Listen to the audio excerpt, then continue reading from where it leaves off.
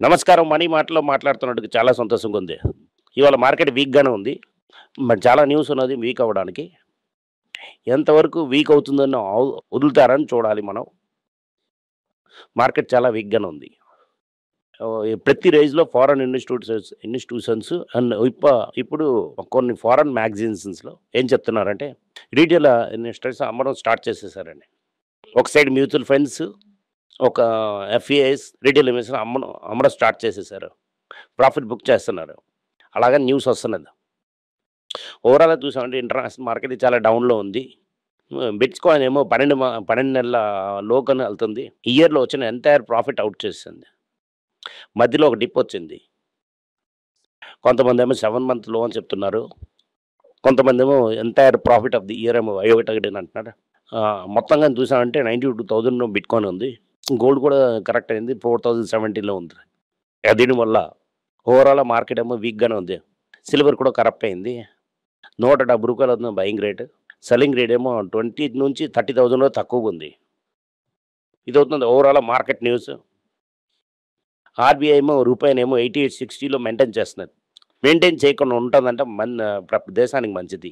ఇవాళ ఎందుకంటే trade deficit figures వచ్చాయి. ట్రేడ్ డెఫిసిట్ అనేది మనం ఏంటి ఎక్స్‌పోర్ట్ చేస్తున్నాం గూడ్స్, మనం ఏంటి ఇంపోర్ట్ చేస్తున్నామని ఎప్పుడుమే మనకెప్పుడు వరలాలు అనడం చాలా ఇష్టం. 25 ఇయర్స్ వరలాలతో ఉన్న ఇండియా లేకుండా ఒకే నెలలోనే $41 బిలియన్ ఏమో డెఫిసిట్ వచ్చింది. $41.8 బిలియన్ మనం కమ్మింగ్‌గా ఎక్స్‌పోర్ట్ చేసాం. ఇంపోర్ట్ చేసింది ఎక్కువగానే ఉంది అని అర్థం. ఇప్పుడు పాలిటిక్స్ ఏం చెప్తుందంటే, "అరేయ్! మీరందరూ గోల్డ్ కొనేసారు. మీరు వెండి కొనేసారు. దానివల్ల ఈ ప్రాబ్లమ్. మీరు వెండి, గోల్డ్ కొనలేదంటే ఈ ప్రాబ్లమ్ లేదు. చూసారంటే మీరు వెండి, గోల్డ్ చూసారంటే $6-7 బిలియన్ అని అనుకోవచ్చు." సో, అంత ఏంటి అని మనం అడగకూడదు. మనం అడిగామంటే తప్పయిపోతాం. ఓవరాల్ ఏంటి ప్రాబ్లమ్ అంటే తంపితే పెట్టిన 50% టారిఫ్ ఏమో పనిచేస్తుంది. మన ఊరు కాకుండా ఇంకో ఊరు నుంచి క్రిస్మస్‌కి లెదర్ గూడ్స్ ఎళ్ళలేదు. జెమ్స్ జ్యువెల్లర్స్ కూడా ఎళ్ళలేదు. తిరుపూర్ నుంచి పెద్దగా బట్టలు కూడా ఎళ్ళలేదు. అమెరికాకి ఎక్స్‌పోర్ట్ అవ్వలేదు. సో, అది అవుతుంది ఇట్లా చూపెడుతున్నారు. అది రూపాయిని భయంకరంగా ఇంపాక్ట్ చేస్తున్నది. రూపాయి భయంకరంగా పడి పడవలసింది. ఎందుకంటే రూపాయి స్టడీగా నేను వచ్చినది అన్న కంప్యూటర్ సైన్స్ ఏదో పనిచేస్తున్నారు అని అర్థం. ఎంత రోజు వరకు మార్కెట్‌ని ఇలాగ ఉంచుతారో అప్పటి వరకు ఇదే రేట్‌లో ఉందంటే ఏంటి అర్థం అంటే, ఇంకో 15 మాసాలకి ఎక్స్‌పోర్ట్‌కి మన దగ్గర డబ్బులున్నాయి. దానివల్ల రూపాయి మీద ప్రెషర్ వస్తుంది. దీనికేమో పెద్దగా ఇంపోర్ట్ కవరేజ్ రేషియో అని చెప్తారు. బాధపడకుండా ఉండేవాడిని ఒక టైంలోని. ఇప్పుడేమో క్వెషనార్థంగా ఉన్నది. ఎందుకు క్వెషనార్థంగా ఉన్నదంటే, ఈ ముందుందే చేస్తారు నెట్ ఇన్విజిబుల్ తీసుకొనొస్తారు. ఈ ఇన్విజిబుల్స్ అంటే ఏటంటే, సాఫ్ట్‌వేర్ ఎక్స్‌పోర్ట్ పై కంట్రీ 100 మంత్స్‌లేమో ఇండియాకి డబ్బులు పంపించింది. అది కలిసి మనం పాజిటివ్‌గా తల మీదకెత్తి మనం మేనేజ్ చేసేసాం. ప్లస్ ఫారినర్స్ ఇన్వెస్ట్ చేసింది కలిపి బ్యాలెన్స్ ఆఫ్ పేమెంట్ పాజిటివ్ ఉంది. దానివల్ల చేతిలో ఉన్న డాలర్స్ ఇవ్వలేదు. మనం అలాగన్న స్థితిలో ఉంటిమి. ఇప్పుడు ఏటయిందంటే సాఫ్ట్‌వేర్ ఎక్స్‌పోర్ట్ అలాగ పడిపోయింది. అలాగే ఫ్లాట్‌గా ఉంది. సాఫ్ట్‌వేర్ ఎక్స్‌పోర్ట్ చూసామంటే ఒక $20 మిలియన్ కూడా అవుతున్నది. $21.8 బిలియన్ సాఫ్ట్‌వేర్ కన్సిడర్ చేస్తే ఉన్న డెఫిసిట్ అది. ఈ 21.8లోని మన మనుషులు ఎంత స్పీడ్‌గా పంపించినా కూడా ఒకే నెలలోని 21.8 బిలియన్ అమ్మలేరు. ఒక నెలకి $7-8 బిలియన్ పంపించడమే ఎక్కువ. 13-14 బిలియన్ గ్యాప్‌ని ఎఫ్ఐఐస్ ఏమో డబ్బులేయడం, ఎఫ్‌డిఐ ఫారెన్ డెవలప్‌మెంట్ ఇన్వెస్ట్‌మెంట్ ఉందని మేకప్ అయింది. ఇప్పుడు ఏటయిందంటే ఈ మ్యూచువల్ ఫండ్స్ మార్కెట్ మీద ఎంచడం వల్ల ఇక్కడున్న కంపెనీయే డబ్బులేమో ఇక్కడ నుంచి తీసుకొని ఫారెన్ తీసుకెళ్తున్నా గానీ, ఫారెన్ డబ్బులు ఇక్కడ ఇంటికి తేవడం లేదు. ఈ పైనకెళ్ళి పట్టుకెళ్ళినోళ్ళందరూ ఏం చూసామంటే, వర్ల్‌పూల్ తీసుకున్నారు, తీసుకెళ్లారు, హుండై తీసుకొనెళ్లారు. దాని తర్వాత ఈ స్టార్టప్ ఇండియా, స్టాండప్ ఇండియా, క్రాల్ ఇండియా అని ఒక స్టార్టప్ ఫ్రెండ్స్ ఒకటి క్రియేట్ చేశారు కదా! దాంట్లో కూడా డబ్బులేసినా కూడా ఇండియాలోనేమో పబ్లిక్ ఇష్యూ చేసి వాళ్ళు కూడా డబ్బులు తీసుకెళ్తున్నారు. ఇప్పుడు గ్రోలోనేమో డబ్బులు ఎఫ్ఐఐస్ డబ్బులేశారు. ఈ పబ్లిక్ ఇష్యూలో గుప్పని మీద పెరగడం, వాళ్ళు కొద్దిగా డబ్బులు తీసుకెళ్ళిపోయారు. ఆ లంచ్ కార్డ్‌లేసినవి కూడా కొంత తెల్లవాళ్ళేమో డబ్బులు తీసుకెళ్ళిపోయారు. ఇండియా నుంచి డబ్బులు పైనకెళ్తుందే గానీ, ఇండియాలోనికి డబ్బులు రావడం లేదు. ఎఫ్ఏఐలోని. దీనివల్ల $8 బిలియన్ మన వాళ్ళు కిందకి లోనికి తెచ్చినా కూడా $2-3 బిలియన్ పైనకెళ్తుంది. దీనివల్ల ఈ ట్రేడ్ డెఫిసిట్ అనేది ఒక పెద్ద ప్రాబ్లమ్‌గానే ఉంది. ఇది న్యాచురల్లీ ఒకటి చేయాలంటే రూపాయిని కింద దించారంటే ప్రెషర్ అడ్జస్ట్ అవుతుంది. కానీ మన గౌరవంకి అనుకోని రూపాయిని అడ్జస్ట్ చేయకుండా ఉంచాం. రూపాయిని అడ్జస్ట్ చేస్తా ఉంటే 91, 92 వెళ్ళిందంటే కొంచెం ప్రెషర్ తగ్గిపోతుంది. ఎందుకంటే ఇంపోర్ట్ చేయడం తగ్గుతుంది. ఎక్స్‌పోర్ట్ చేయడానికి ట్రై చేస్తారు. కానీ ఇదంతా జరుగుతుందా? అదంతా మనకు తెలీదు. ఇదవుతున్నది ప్రాబ్లమ్. దీనికి కౌంటర్‌గానే మనకు తెలుసు ఇంటర్నేషనల్ మార్కెట్‌లో గోల్డ్ పడినా కూడా గోల్డ్ సూపర్‌గా మించుంటదని మనకు తెలుసు. దానివల్లే మనం gold related stocks, dollar related స్టాక్స్‌లో స్ట్రాంగ్‌గా ఉన్నాం. ఇదవుతున్నది ఇవాళ న్యూస్. డిజిటల్ గోల్డ్ రెగ్యులేషన్ చేయనప్పుడు అనని అందరూ సెబీని అడుగుతున్నారు. మేము డబ్బులేసామే, ఇప్పుడేం చేస్తాం? కన్జ్యూమర్ ఏమో ఎప్పుడైనా కాపాడండి అని ఐబీజీఏ, ఇండియన్ బులియన్ అసోసియేషన్ ఒకే రోజులో మేము అందరూ గోల్డ్ అడిగితే మేము ఎక్కడి నుంచి గోల్డ్ ఇస్తాం? మేము సైడ్‌లో కొంత ఆడుకున్నాం. అందుకే అది రెగ్యులేట్ చేయండి సెబీ అని అడుగుతున్నారు. మీ డబ్బులు తీసుకొని తినిన తర్వాత ఎప్పుడు సెబీ రెగ్యులేట్ చేస్తుంది? దీనివల్ల డిజిటల్ గోల్డ్ వేసిన వాళ్ళందరూ డబ్బులు గోల్డ్‌గా మార్చి అది ఎంత లెవెల్‌లో పైన తీసుకెళ్తున్నారో అది అంత మంచిది. ఇది నేను ప్రశ్న వస్తుందని ఒక వీక్ ముందే చెప్పాను. శీఘ్రంగానే వచ్చేసింది. ఇండియా, అమెరికా ట్రేడ్ డీల్ గురించి మాట్లాడుతూనే ఉన్నారు. ఇవాళ అయిపోతుంది, రేపు అయిపోతుంది అని అంటున్నా. అమెరికా ఏమో మనుషులేమో అక్టోబర్, ఫిబ్రవరి చూసి ఖుషి అవుతారు. ఎలాగ మన టర్మ్స్ స్ట్రాంగ్‌గా ఉండొచ్చు. ఇంకో 3 నెలలు వేసారంటే మళ్ళీ తన మట్టుకుని వస్తారు. అందుకని కండిషన్స్ టైట్‌గా చేస్తారు. ఇండియాకి అమెరికా అవుతున్న ఒక మేజర్ ట్రేడింగ్ పార్ట్నర్ కాదు. ఎందుకంటే అమెరికాకి కవలలేదు. ఇండియాలో మేజర్ మార్కెట్ అవుతుంది America. One of the few countries మనం సర్ప్లస్ చేస్తుంది.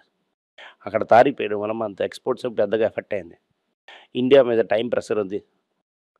అమెరికాకి టైం ప్రెషర్ లేదు. ఇండియాకి ఐడియా చేసి అలాగ సరిచేస్తాం అంటే ఒక ఐఏఎస్ కొత్త ఐడియా క్రియేట్ చేశారు. ఇప్పటి వరకు కష్టపడి వెండిలోనే షార్టేజ్ క్రియేట్ చేసాం. సావరన్ గోల్డ్ ఫండ్ అని ఒకటి తెచ్చాం.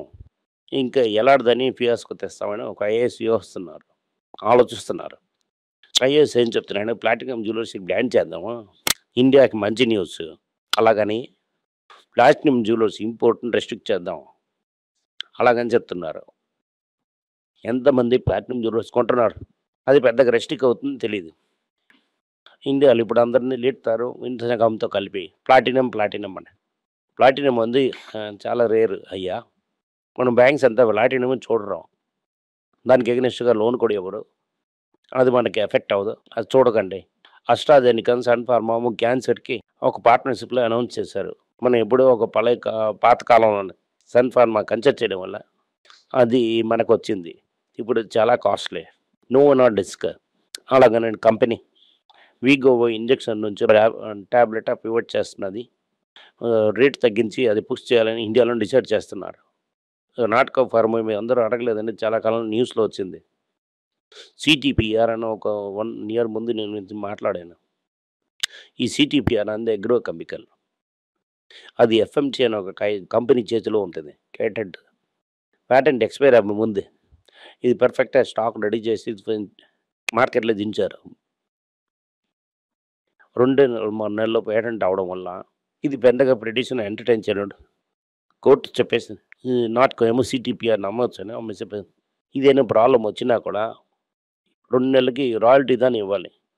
అలాగని కోర్టు రూల్ చేసింది. ఇది మొత్తంగా చూసారంటే సిటీపీఆర్‌ని నాట్‌కో అమ్మొచ్చు. అలాగని కోర్టు చెప్పింది. కాల్‌లోనే నాట్‌కో తెలుగు ఎండీ ఏం చెప్తున్నారు? ఇప్పుడు అది బ్రేక్ ఈవెన్ గది వచ్చేసింది. ఎబిటా పాజిటివ్ అయిపోయింది. ఇంకొక 1.5 ఇయర్‌లోనే అది వేరే కంపెనీగా స్పిన్ ఆఫ్ చేస్తాం. ఫార్మాస్యూటికల్ వేరే, పెస్టిసైడ్ వేరే. ఇది ఒక పెస్టిసైడ్ ప్రోడక్ట్ మేము దానికి వేరేగా తెస్తాం. అలాగని చెప్తున్నారు. రాకెట్‌లు పెరుగుతూనే ఉంది. కొత్త శిఖరంగా అది ముంబై స్టాక్ మార్కెట్ స్టాక్‌లో వచ్చేస్తుంది. ఇది నాకేంటి అర్థం అవ్వలేదంటే త్రూ గ్రో ఏమో Bombay stock exchange, stock trade చేస్తుందా? కానీ ట్రేడ్ ప్లాట్‌ఫార్మ్ కాదు. ట్రేడింగ్ ప్లాట్‌ఫార్మ్ కాదు. అయితే అదెలాగో బొంబాయి స్టాక్ ఎక్స్‌చేంజ్ కన్నా ఎక్కువ ప్రాఫిటబుల్ అవుతుంది. ఆ మార్కెట్ క్యాప్‌లో ఎలాగో వచ్చేసిందని. ఇలాగ ఒక జ్ఞాని ఉన్నప్పుడు ఇలాంటి సెన్సిటివ్ క్వెషన్స్ అడగకూడదని అర్థం చేసుకోండి. దానివల్ల వేడికే మనం చూడాలి. ఇప్పుడు రిలయన్స్ ఏం చెప్పినా మేము అజిత్ కుమార్‌ని బ్యాక్ చేసేసాం. ఇప్పుడు కొత్తగా ఒక గేమ్ చేస్తాం. గోడ్రేజ్, నెస్లే, ప్రాక్టర్ అండ్ గ్యాంబుల్‌తో కలిసి పోటీకి మేము కూడా రెడీ. ఈ డాగ్ ఫుడ్ ప్రొడక్ట్ రెడీ చేస్తున్నాం. మేము పెట్ ఫుడ్‌లో దిగ్గజోడ్ అక్కడ కూడా దిగుతాం అని చెప్పి దానివల్ల రిలయన్స్ ఏముంది దాంట్లో కూడా దిగారు. కెనరా బ్యాంక్‌లో ఒక ర్యాలీ అది మనం కన్సిడర్ చేయాలని అడిగారు. ఈ కెనరా బ్యాంక్ 15 సంవత్సరాలు పడుకొని ఇప్పుడు గుప్పని పెరుగుతున్నది. ఎందుకు పెరిగింది? ఇది చాలా పబ్లిక్ సెక్టర్ బ్యాంక్స్ అలా మెర్జ్ చేస్తారు. ఇది మార్కెట్‌ని పెంచడానికి చేసిన ఒక గేమ్ ఇది. ఇవిలా కూడా మా కెనరా బ్యాంక్‌లోనికెళ్లారంటే ఒక బూత్ బంగ్లా లాగానే ఉంటుంది. ఎందుకో నాకు తెలుసు. నేను ఉంచాను. అదేలాగా ఒక హెచ్‌డిఎఫ్‌సి, ఐసీఐసీ బ్యాంక్‌లోకెళ్ళారు. వాళ్ళ తాలూకా యాక్టివిటీయే వేరేగా ఉంటుంది. దీనివల్ల ఈ మార్కెట్‌లో పెరిగిన దాని గురించి నమ్మకండి. తల మీద ఒక వెయిట్ టవల్ పెట్టేస్తారు. టాటా స్టీల్‌కి ఒక గుడ్ న్యూస్. జేఎస్‌డబ్ల్యూ స్టీల్ కూడా ఒక గుడ్ న్యూస్. వియత్నాం నుంచి ఇండియాకి స్టీల్ రావడం అని బ్యాన్ చేశారు. యాంటీ డంపింగ్ డ్యూటీ చేసి దీనివల్ల వియత్నాం నుంచి ఇండియాకి 5 ఇయర్స్ వరకు స్టీల్ రాదు. అమెజాన్‌లో కొత్త టెక్నిక్ ఏదో చూసారని అంటున్నారు. రిమోట్ నుంచి మెయిల్ పంపిస్తున్నారు. రేపటి నుంచి మీరు రాకూడట్లేదని. మీ తలక సేవ నాకు అవసరం లేదని. ఆఫీస్‌కి రావద్దు అని మెయిల్ టీసీఎస్ మీద నైట్ అని ఒక లేబర్ యూనియన్ కేసు చేసి మహారాష్ట్ర లేబర్ కమిషనర్ అవాడికి పిలిచారు. 12,000 మందిని తీసేసాను సైలెంట్‌గా. రియల్ నంబరేమి చెప్పలేదు.